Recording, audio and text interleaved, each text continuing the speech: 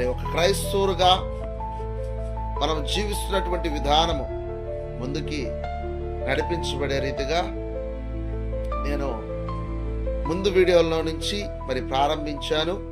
మరి ముందు వీడియోల్లో పాత నిబంధనలో ఉన్నటువంటి పుస్తకాల పేర్లని మనము ధ్యానించుకున్నాం. మరి కొత్త నిబంధనలో ఉన్నటువంటి మరి ఈ 27 పుస్తకాలు కూడా మనము ధ్యానించుకుందాం.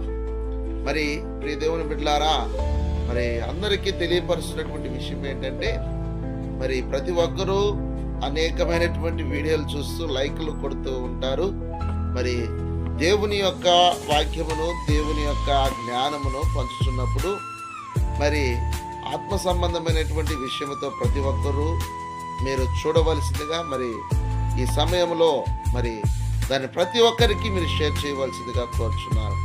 ఎప్పుడైతే షేర్ చేస్తారో ప్రతి ఒక్క వ్యక్తి ఆత్మీయ జీవితంలో ముందుకు కొనసాగుతాడని నా ఉద్దేశము.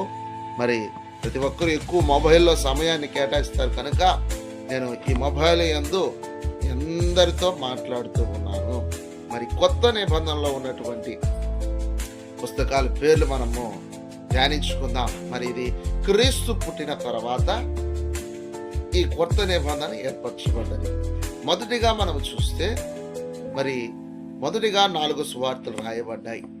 అది మత్తయి పుస్తకం నుంచి మరి ప్రకటన గ్రంథం వరకు రాయబడ్డాయి. మరి మొదటిగా ఉన్నటువంటి సువార్తలు మత్తయి సువార్త, మార్కు సువార్త, లోకా సువార్త, యోహాను సువార్త.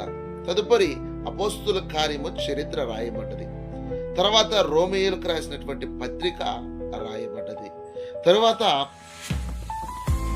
కొరింథీయులకు రాసినటువంటి మొదటి పత్రిక, కొరింథీయులకు రాసినటువంటి రెండో పత్రిక, మరి గలతీయుల పత్రిక, ఎఫెసీయుల పత్రిక, మరి ఫిలిప్పీయుల పత్రిక, మరి కొలస్సీయుల పత్రిక, మరి తెస్సలోనికి రాసినటువంటి మొదటి పత్రిక, తెస్సలోనికి రాసినటువంటి రెండవ పత్రిక, తిమోతి మొదటి పత్రిక, తిమోతి రెండవ పత్రిక, తీతు పత్రిక, ఫిలెమోను పత్రిక, హెబ్రీలు రాసిన పత్రిక, మరి యాకోబు పత్రిక, పేతురు రాసినటువంటి మొదటి పత్రిక, పేతురు రాసినటువంటి రెండవ పత్రిక,